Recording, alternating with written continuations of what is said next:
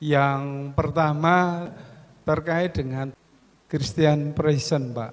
Itu kan sekarang begitu menohok, bahkan ada beberapa yang mempertanyakan kebenarannya. Yang kedua, Dr. Zakir Naik itu yang seringkali memutarbalikkan beberapa fakta yang terjadi. Christian Prince itu kan reaksi daripada aksi, apakah itu benar? Ini kan sekarang era teknologi informasi, era internet. Anda tinggal cek saja. Ya, saya tidak berkomentar benar apa salah, tinggal cek saja kan hadisnya cocok apa enggak. Tinggal Anda cek omongannya Christian Prince. Jangan kemudian mengatakan, wah ini Zakir Naik salah, Christian Prince salah. Bisa-bisa sama-sama salah, sama-sama benar. Benar dan salah itu dari kita sendiri, bisa cross check.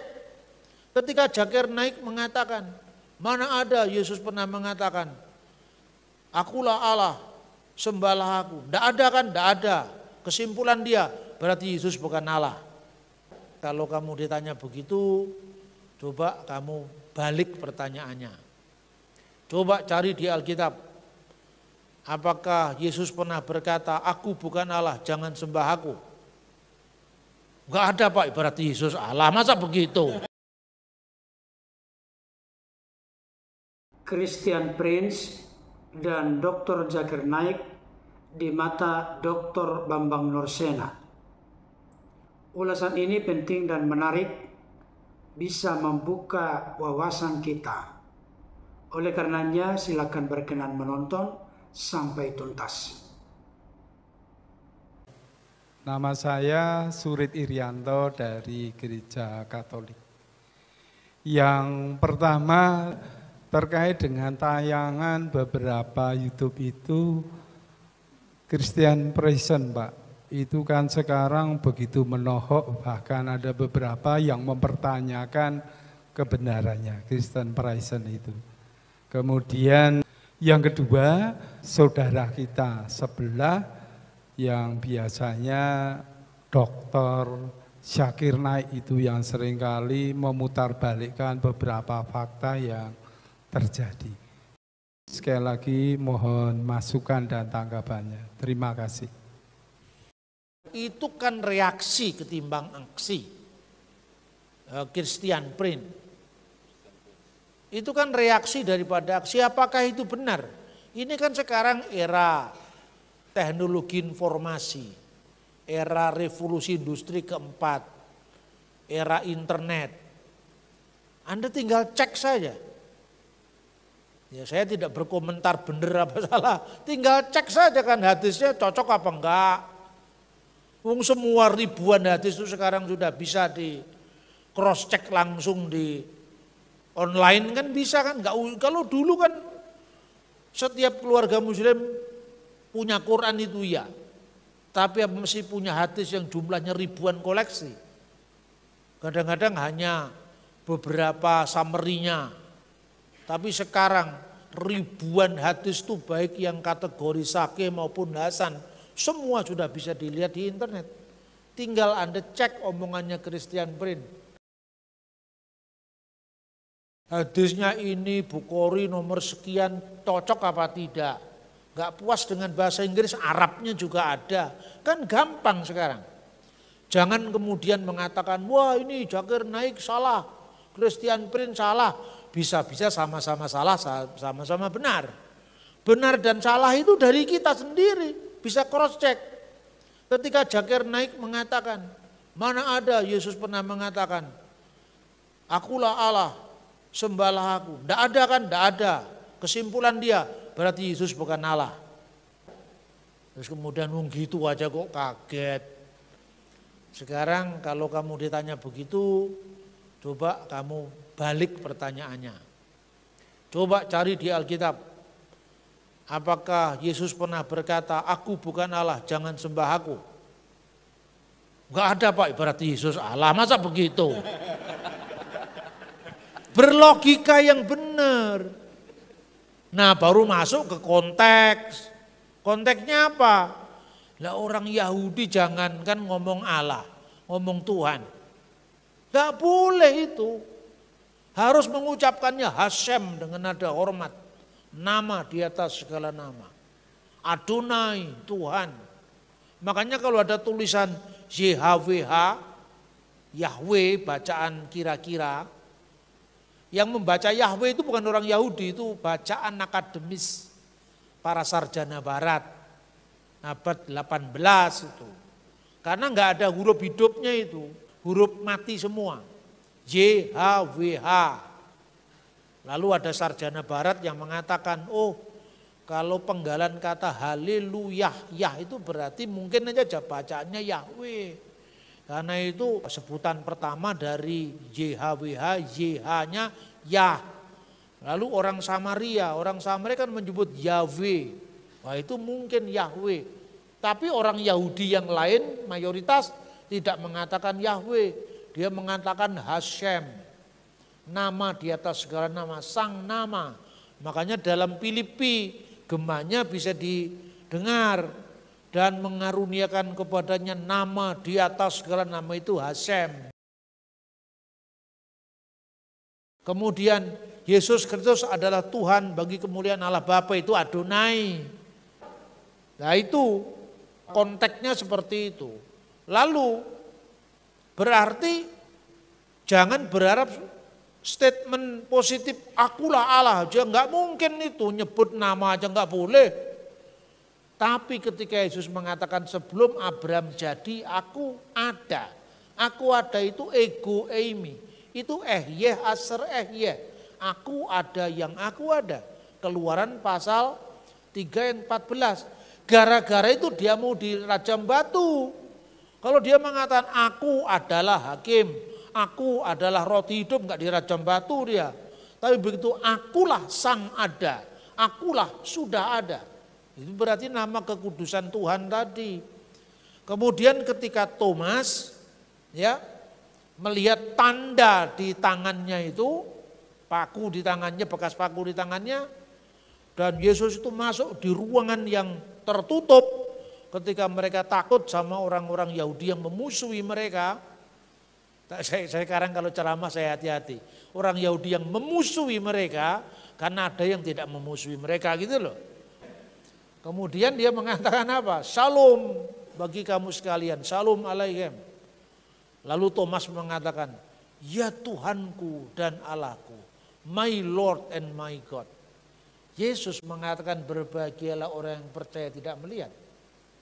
Berarti Yesus mengakui sebagai my Lord, my God. Cara membaca Alkitab itu seperti itu mestinya. Bukan ngadu ayat seperti ngadu jangkrik. Ya toh konteksnya nggak dipahami. Nah itu kan karena sebuah tindakan yang adalah reaktif. Ya siapa menabur angin akan menuai badai. Makanya jangan ngurusi agama orang. Supaya tidak muncul Christian Print. Supaya tidak muncul yang namanya David Wood.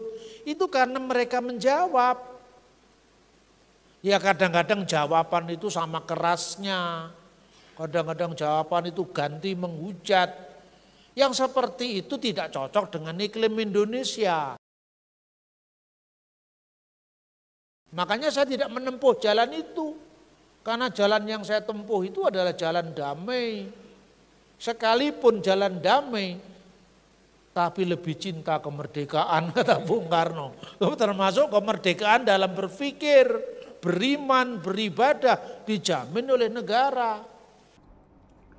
Sudah menjadi rahasia umum bahwa Christian Prince dan Dr. Zakir Naik merupakan tokoh yang sangat populer di media sosial. Christian Prince mewakili Kristen, sedangkan Dr. Zakir Naik mewakili saudara kita Islam atau Muslim. Christian Prince adalah seorang debater Kristen yang fasih dalam berbahasa Arab dan juga fasih dalam berbahasa Inggris, yang mana video-videonya dapat kita temukan dengan mudah di media sosial. Beliau bisa menjawab semua pertanyaan yang diajukan oleh saudara-saudara kita dari Islam atau Muslim, baik itu terkait dengan Kristen maupun terkait dengan kitab suci saudara kita Islam maupun hadis-hadis yang ada. Beliau sebagai seorang yang fasih dalam berbahasa Arab memiliki keunggulan tersendiri ketika berbicara terkait dengan Al-Quran maupun hadis. Ketika beliau memberikan jawaban, selalu menunjukkan data dan dalil yang membuat lawan debatnya seringkali tidak bisa berkutik. Tetapi Dr. Zakir Naik sangat berbeda. Beliau adalah seorang penceramah internasional. Bahkan sudah pernah datang ke Indonesia sekitar tahun 2017. Beliau begitu sering membahas dan mengulas Alkitab di dalam ceramahnya, serta memberikan peluang dan kesempatan bagi agama manapun untuk bertanya. Ketika beliau membuat acara akbar di dalam ceramahnya. Tapi ketika orang-orang Kristen melontarkan pertanyaan, seringkali memiliki waktu dan kesempatan yang sangat terbatas untuk membuat pernyataan atau argumentasi mendebat Dr. Zakir Naik. Memang ada keunikan yang dimiliki oleh Dr. Zakir Naik. Beliau cukup lumayan menghafal ayat-ayat Alkitab.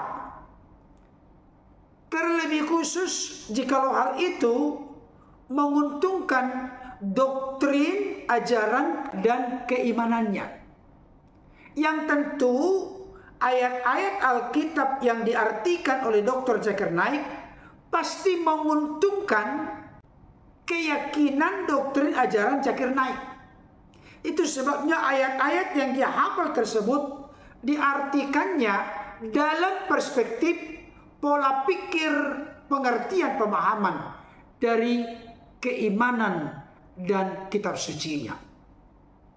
Kalau kita meneliti semua pernyataan-pernyataan yang kelihatan bombastis dan spektakuler dari Dr. Zakir Naik, itu diturunkan dari Ahmad Deedat sebagai guru dari Dr. Zakir Naik. Dan itu pertanyaan yang selalu diulang dalam berbagai kesempatan ceramah, baik di dalam negeri maupun di luar negeri. Salah satu di antaranya, beliau berkata, kalau ada orang Kristen yang bisa menunjukkan dari Bible atau Alkitab, di mana secara eksplisit, tanpa keraguan, tanpa ambigu, Yesus berkata, "Aku ini Tuhan, sembahlah aku." Dr. Zakir Naik memaksakan opini, pendapat, dan pemikirannya harus diikuti dan dituruti oleh Alkitab. Beliau tidak tahu konteks, terlebih khusus dalam kaitan dengan adat istiadat, tradisi budaya Yahudi dalam mengartikan Alkitab. Sehingga hantam kromo tanpa memiliki rambu-rambu yang jelas bagaimana memahami Alkitab secara baik, benar, dan bertanggung jawab. Perlu direnungkan dan dipikirkan sungguh-sungguh. Kalau hanya dengan klaim yang berkata, "Aku ini Tuhan, sembahlah aku," siapapun bisa mengucapkan itu kapanpun dan dimanapun. Misalnya, saya ini pendeta Berton Nababan. Bisa nggak saya mengucapkan, aku ini Tuhan sembahlah aku? Apakah dengan adanya pengakuan bahwa aku ini Tuhan sembahlah aku, maka orang lain akan mengakui aku sebagai Tuhan? Dan orang lain akan menyembah kepada aku. Tidak sesederhana itu, Ferguson. Yang perlu kita perhatikan, pribadi Yesus itu secara utuh dan lengkap. Kita tidak boleh menilai Yesus hanya dalam keadaannya sebagai manusia. Dia memiliki natur keilahian sebagai firman yang berkuasa mengampuni dosa. Sebagai firman yang berkuasa mencipta segala sesuatu, dan tidak ada sesuatu pun yang telah jadi dari segala yang telah dijadikan tanpa melalui oleh firman. Seperti yang sudah dikutip oleh hambanya Dr. Bambang Nursena tadi, sebelum Abraham jadi aku telah ada, ego eimi. Dikaitkan dengan Keluaran 3 ayat 14. Aku adalah aku ada. Artinya sudah ada, yang akan datang, dan yang maha kuasa.